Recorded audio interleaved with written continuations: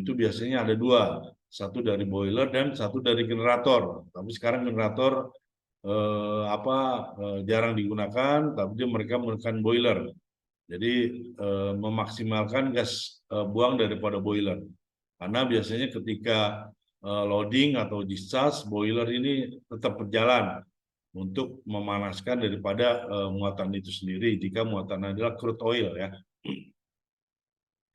Terus gas generator, inert atau inert gas generator, pembangkit daripada gas itu sendiri. Ini biasanya gasnya sudah di bawah 4%. Karena dia membakar, jadi membuat generate, membangkit daripada gas lebam itu sendiri. Yang ketiga, turbin gas. Nah, turbin gas ini setelah burner, nah ini ada gas buangnya. Ini pun sama seperti gas generator ya. Dia punya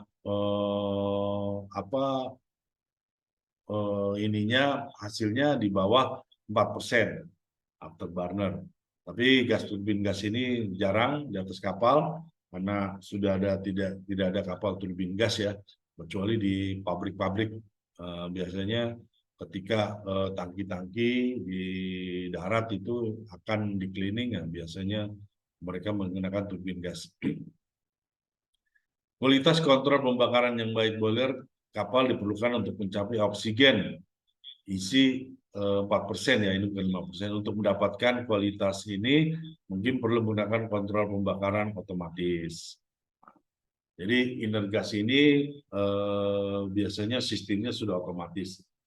Dan bagi teman-teman yang penting tahu sistem, sehingga walaupun ada otomatis, mereka masih ada yang manualnya. Karena ketika terjadi sesuatu, otomatisnya tidak berjalan karena usia daripada material itu sendiri atau perawatan yang tidak baik, sehingga alat-alat sistem otomatisnya tidak bekerja. Makanya harus kalian tahu pun yang manualnya ketika terjadi sesuatu.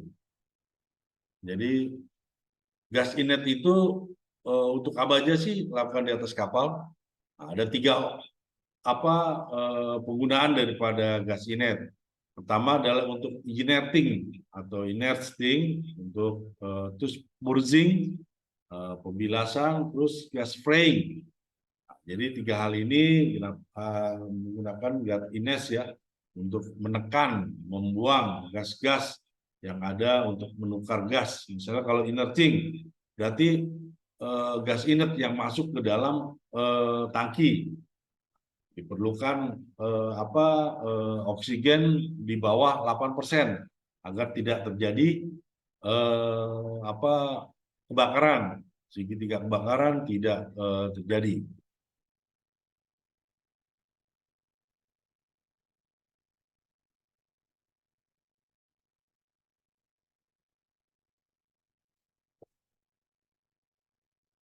Terus purging, pembilasan. Nah, biasanya setelah bongkar atau kapal mau cleaning, di purging.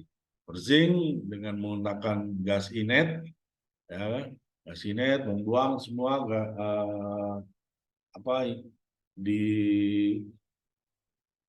biasanya ada oksigen analisernya, itu tinggal diperbesar oksigennya. Nah, jadi tipenya itu gas buang dari hasil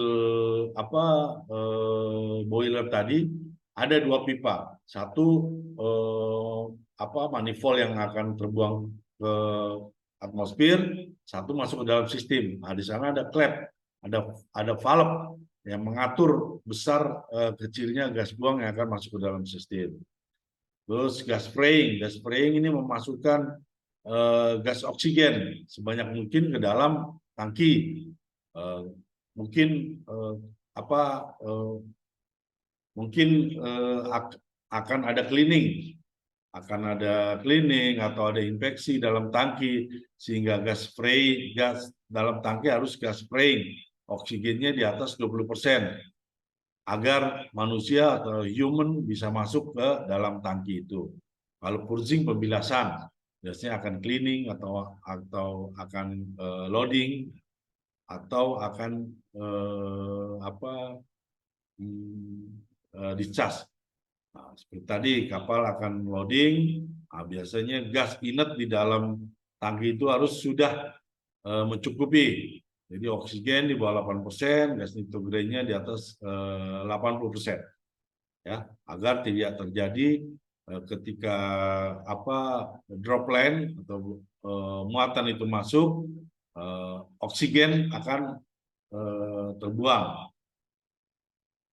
Karena ketika bongkar itu kan kita bongkar muatan yang tadinya full itu akan turun, berkurang, dan ruangan yang kosong ini akan menghisap udara daripada atmosfer yang isinya oksigennya 21%, 21% lebih. Untuk mengurangi 21% ini, makanya digunakan gas inert untuk menekan oksigen.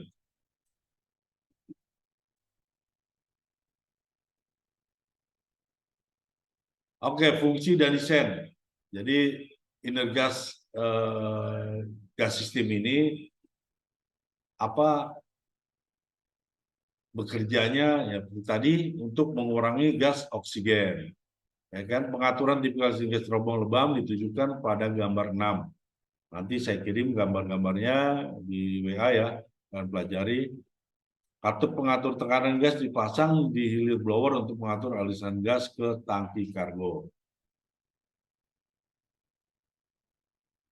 Fungsi daripada inert gas scrubber. Jadi scrubber itu seperti botol angin ya, botol angin kalau kalian tahu, nah, di atasnya itu ada macam shower. Jadi air laut, terus sirkulasi, exhaust, gas tadi masuk ke dalam scrubber tadi akan tersiram oleh dan didinginkan oleh air laut tadi. Laut masuk ke dalam pipanya juga, ya kan. Nah, pipa dari ini akan dinginkan oleh air laut, sirkulasi. Jadi air lautnya itu miram masuk turun, dan kotoran-kotoran, karbon-karbon, gas-gas yang berat akan ikut larut dalam air laut itu sendiri. Jadi yang ada hanya gas ringan. Nah, itu tadi nitrogen dan sisa-sisa daripada oksigen seperti karbon, sulfur itu akan larut dalam air. Karbon-karbon, jelaga-jelaga itu kan itu akan turun ke dalam air. Jadi ikut larut daripada siraman daripada shower. Jadi showernya ada di atas, exhaustnya akan lewat di bawah. Sebelumnya melalui pendingin, jadi suhu daripada gas yang tadinya di atas ratusan derajat Celcius, dia akan turun di bawah 80 atau 70 derajat Celcius. Jadi modelnya mungkin kalau teman-teman pernah lihat sprinkle yang ada di kapal tuh, biasanya sprinkle ketika terjadi kebakaran kan dia akan muncrat gitu kan, pecah, akan terjadi seperti itu sprinkle, seperti sprinkle system. Jadi nozzle daripada shower itu seperti sprinkle.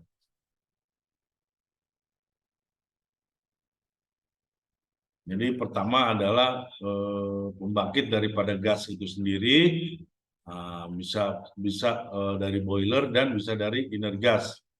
Terus alat yang kedua adalah scrubber. Tadi kita lihat di video tadi sudah ada gambarannya ya. Terus gas blower. Jadi alat bantunya yang kedua adalah gas blower.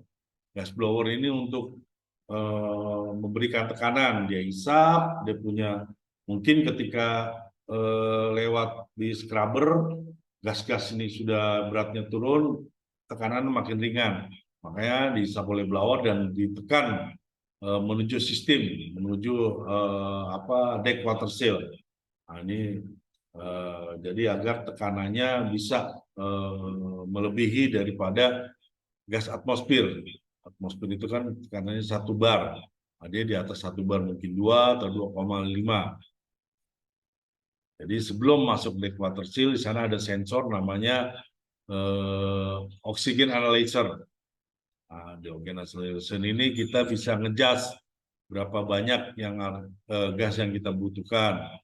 Nah, di sini pun kita judge kebutuhan oksigen kita adalah misalnya di situ tuh ada pengaturan ada 3%, 4%, 5%. Nah, kalau di atas 8% berarti ini untuk purging tangki, ya kan? Kalau di atas 8% berarti untuk gas spraying. Nah, jadi di sana di adjust di oksigen analyzer-nya, ya. Mungkin nanti teman-teman kalau bekerja di kapal-kapal yang ada inner gasnya dilihat di sana. Nah, kalau untuk gas inert yang masuk ke tangki ini eh, maksimal 3-4%. Biasanya dikasih 3% agar mungkin dia punya sensornya sudah tidak pernah kalibrasi atau apa gitu kan, makanya biasanya dikasih 3%. Makanya sensor-sensor di atas kapal tanker, di atas kapal chemical, kapal gas, ini biasanya tiap tahun dikalibrasi, terutama yang berhubungan dengan safety. Seperti tadi gas oxygen analyzer biasanya dikalibrasi, ya kan? Jangan di situ kita minta 2,3, tapi yang terjadi adalah 8%, sehingga di kapal atau di dalam tangki yang semestinya tidak terjadi kebakaran karena di atas 8% akhirnya terjadilah ledakan. Ini makanya penting sekali kalibrasi alat-alat di atas kapal tanker ya berhubungan dengan safety. Jadi kalau inerting mungkin untuk di bawah 3%, kalau untuk purging kemungkinan sekitar di bawah 8%, tetap antara 8-4%. Untuk gas spraying biasanya di atas 8%. Nah, untuk agar oksigen orang bisa masuk karena ke sana ya. Purging biasanya pembilasan sementara setelah bongkar, ya kan.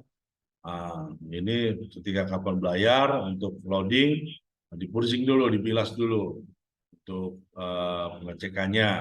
Nah, baru setelah itu di inerting lagi, karena ketika kapal akan loading biasanya terminal itu akan menanyakan berapa gas inert yang ada di dalam tangki. Apakah oksigennya sudah di bawah 8%, biasanya dia minta 5% gitu kan. Apakah sudah itu atau belum. Makanya kerja di kapal tanker itu lumayan berat, apalagi ketika kapal itu pelabuhannya dekat-dekat ya, mungkin 2 hari sampai, 3 hari sampai, karena untuk membuat gas lebam sendiri pun itu perlu waktu. Oke, tadi itu fungsi daripada gas blower ya, dia untuk memberikan tekanan lebih agar dia masuk ke dalam sistem. Terus deck water seal. Deck water seal ini sebagai pendingin dan penahan. Jadi dalam tangki itu, dalam bejana itu ada air sehingga terus ada non return valve di sana, sehingga tekanan balik gas dari tangki jika tekanannya berlebih gitu ya, itu tidak masuk ke dalam sistem kembali. Nah, dia akan terbuang ke laut, terbuang ke udara, ke atmosfer. Jadi dequator seal sudah sebagai pendingin dan penahan. Seal itu penghalang atau penahan ya. Mungkin kalau makanya sisil penahan daripada laut, Navy SEAL ya kan. Nah, ini SEAL penahan. Dia orang pertama atau tentara-tentara Navy SEAL itu ya marinir atau apanya gitu kan. Nah, ini SEAL ada penahan. Jadi penahan agar tekanan tidak balik ke dalam sistem, tidak balik ke arah blower. Mungkin tekanan dari tangki ini melebihi daripada tekanan blower. Kalau tidak ada deck seal dan tidak ada non return valve, dia akan masuk ke sistem kembali. Jadi di sana buat penahannya itu air laut itu sendiri sebagai pendingin dan sebagai penahan daripada gas. Oke, dari sini ada yang mau ditanyakan?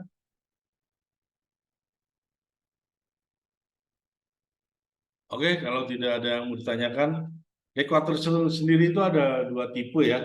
Wet type, ini ada jenis segel air yang paling sederhana. Ketika gas lebam beroperasi, gelembung gas melewati air dan pipa saluran masuk gas lembam yang terpendam. Tapi jika tekanan tangki melebihi tekanan di saluran masuk gas lembam, air ditekan ke atas ke dalam pipa saluran masuk ini dan dengan demikian mencegah aliran balik. Kelemahan dari jenis gel ini adalah tetesan air dapat terbawa dengan gas lebam yang meskipun tidak merusak kualitas gas lebam dapat meningkatkan korosi. Oleh karena itu, demister harus dipasang di saluran keluar gas dari dek water seal ini untuk mengurangi sisa yang terbawa. Jadi tipe basah atau tipe wet. Jadi gas lebam itu masuk ke dalam bejana itu melalui air. Jadi ketika ada tekanan lebih dari tangki melalui non-diluted valve, airnya akan ke atas sehingga gas itu otomatis akan terkena air. Karena ini air laut dan sangat riskan dengan korosi dan walaupun tidak mengurai kadar daripada oksigen dalam gas lebam itu ya, nitrogen tetap komposisinya 80%, oksigen di bawah 4%, dan sisanya adalah karbon dioksida ya. Nah, ini komposisinya tetap, cuma udaranya itu banyak mengandung air basah gitu. Jadi ada H2O-nya di sana. Untuk mengurangi H2O ini dibuatlah demister atau filter untuk menyaring air-air ini. Jadi sehingga H2O ini air ini tidak masuk ke dalam sistem. Benar-benar yang masuk ke dalam tangki adalah gas kering, ya, dry gas.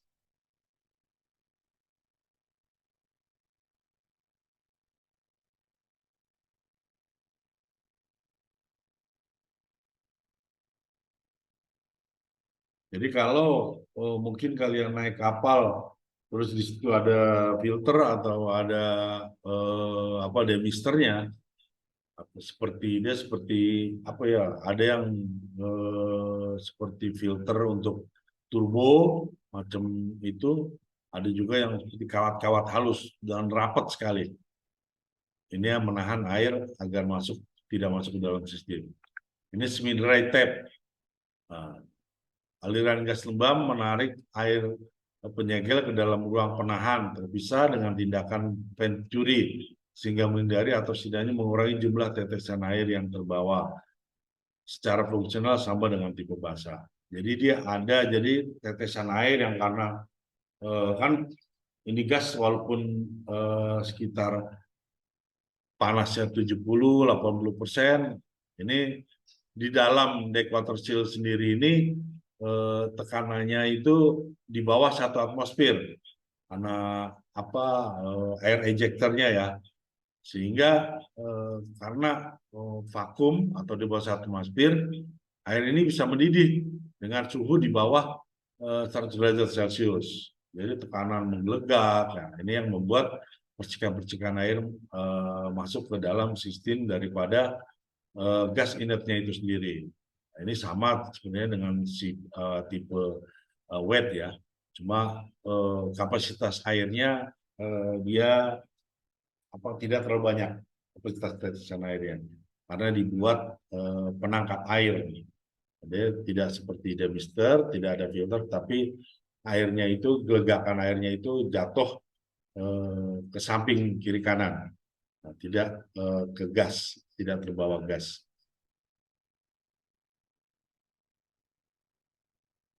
Oke, yang ketiga tipenya tadi ada wet, ada semi dry, ada sekarang dry, sistem kering.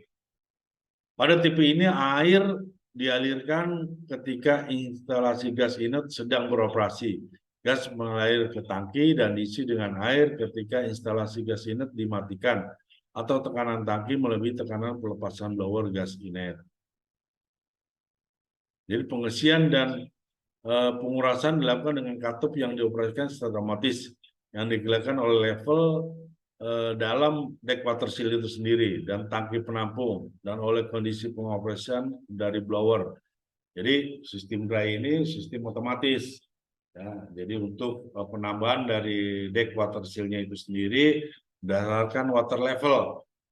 Ketika levelnya sudah tinggi, dia akan air laut akan menutup valve, air laut tidak bertambah, dia tidak sirkulasi ya. Jadi ketika levelnya sudah penuh dia akan stop. Nah, jadi gas dalam pipanya bisa masuk tanpa basah kering. Jadi dia tidak berada di ruangan daripada bejana itu sendiri. Dia masuk dalam pipa, Anda diinginkan oleh pipa seperti cooler atau kondensor, ya kalau teman-teman tahu.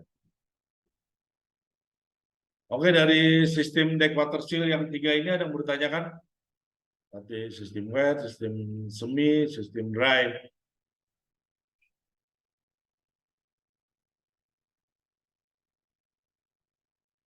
Oke, jika ada yang tidak bertanyakan,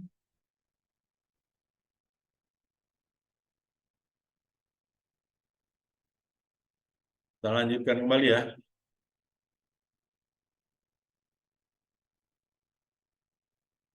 Oh, sistem distribusi. Tadi kita lihat distribusi mulai dari boiler masuk ke scrubber, dihembuskan kembali oleh blower masuk ke deck water seal, masuk ke sistem tangki melalui valve non-return valve, terus ada PV valve di sana, ya kan. PV valve ini tujuannya untuk safety jika ada tekanan berlebih dalam tangki atau terlalu vakum, ya kan. Jadi ketika bongkar itu kan muatan akan turun ke bawah sehingga menghisap udara-udara yang ada di luar daripada tangki atau udara atmosfer. Nah, biasanya makanya ketika bongkar itu manhole akan dibuka. Ini untuk mengurangi vakum tapi konsekuensinya gas atmosfer yang masuk ke dalam tangki. Makanya gas atmosfer ini dibuang, ditekan oleh gas inlet. Sehingga gas oksigen yang di dalam tangki ini berkurang di bawah 8%. Nah, untuk agar tidak vakum, makanya di atas kapal ada namanya PV valve. Valve yang kalau tekanannya berlebih dia terbuka, kalau dia terlalu vakum di bawah 1 atmosfer pun dia akan terbuka. Oke ya, paham ya?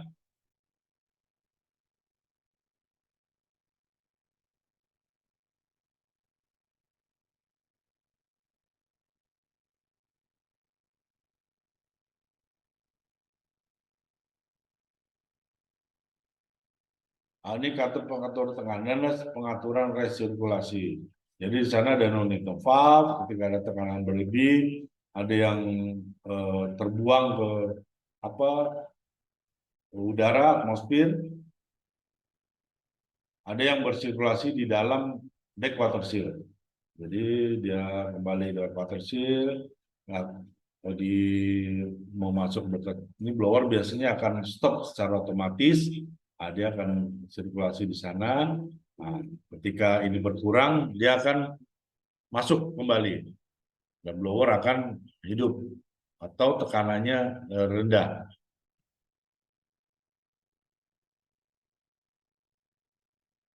Isolasi tangki kargo dari pipa utama dengan dek gas lebam. Jadi nanti gas lebam itu gunanya untuk mengisolasi juga agar tangki tidak terjadi ledakan-ledakan. Terus liquid fill pressure vacuum breaker, ini juga tadi PV valve ya, ini breaker. Jadi valve yang secara otomatis dia akan memberitahu, oh tekanan saya berlebih, tinggal pengaturannya itu berapa tekanan yang diperlukan, ya kan, apakah 2 kilo, 3 kilo. Instrumentation dan alarm ini sangat penting ya, safety device dan alarm ini harus bekerja jika misalnya kita setel oksigen analyzer di bawah 4%. Ketika dia melebihi daripada 4%, dan valve ini harus terbuka sehingga oksigen atau ini yang berlebihan akan terbuang. Ada yang mengatur di dequator seal dan mengatur oksigen harus terbuang. Dan jika begitu juga di dalam tangki, jika tangki itu ketika kita inerting, yang diperlukan adalah gas oksigen di bawah 8%. Di bawah gas 8% berarti kita setel alarm. Nah, kan jika melebihi daripada 8%, dia akan berbunyi dan memberitahu kepada orang jaga bahwa tangki oksigen melebihi 8%. Nah, itu biasanya kapal-kapal itu ada namanya cargo control. Nah, ini alarm-alarm ini jika tidak dikalibrasi, jika tidak diperawatan, jika tidak maintenance, akan berpengaruh buruk. Makanya alarm safety device itu ketika akan vetting, ketika akan terminal vetting atau vetting akan di charter kapal, biasanya akan dipertanyakan oleh pencharter atau surveyor akan yang ngecek. Nah, influen dan drain piping. Instrumen tetap dan portable tertentu diperlukan untuk pengoperasian sistem gas inlet yang aman dan efektif. Diharapkan semua instrumen harus lulus ke sistem unit yang konsisten. Instruksi yang jelas harus diberikan untuk pengoperasian, kalibrasi, dan pengujian semua instrumen dan alarm. Fasilitas kalibrasi yang sesuai harus disediakan. Nah, biasanya kapal-kapal tanker yang sudah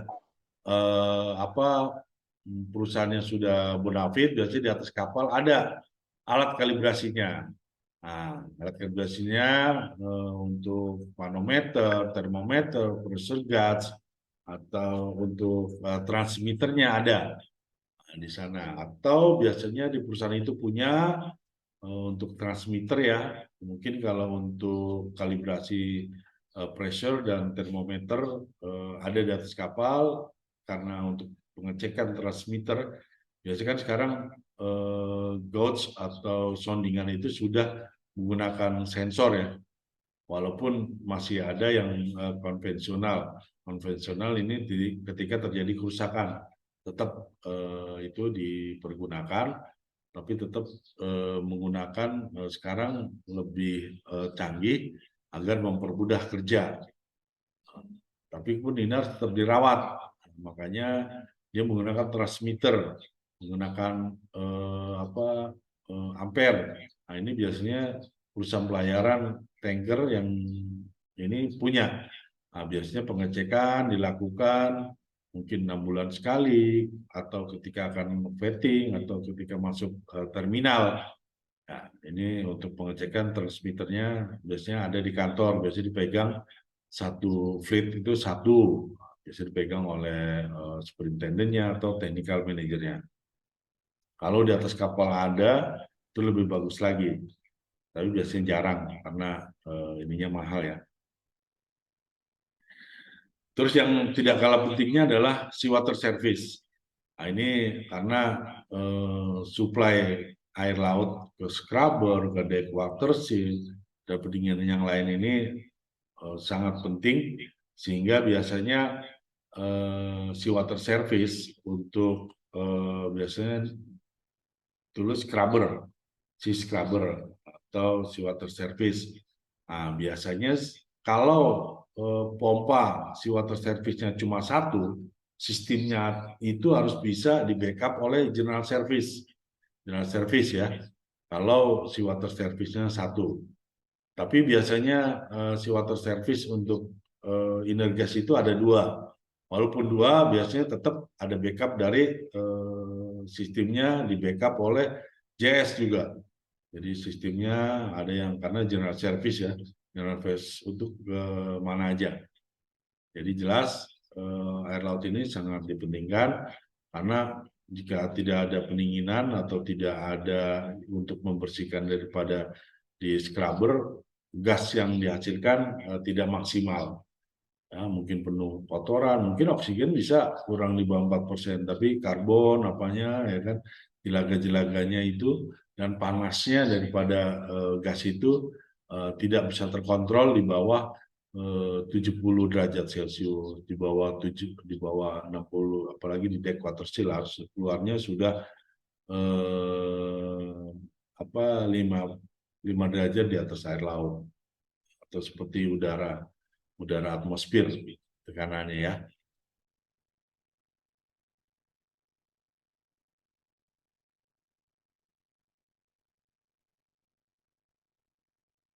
Oke, mungkin ada yang bertanyakan teman-teman untuk masalah energi sistem ini.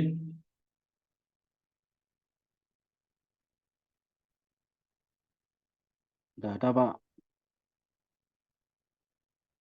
Tidak ada?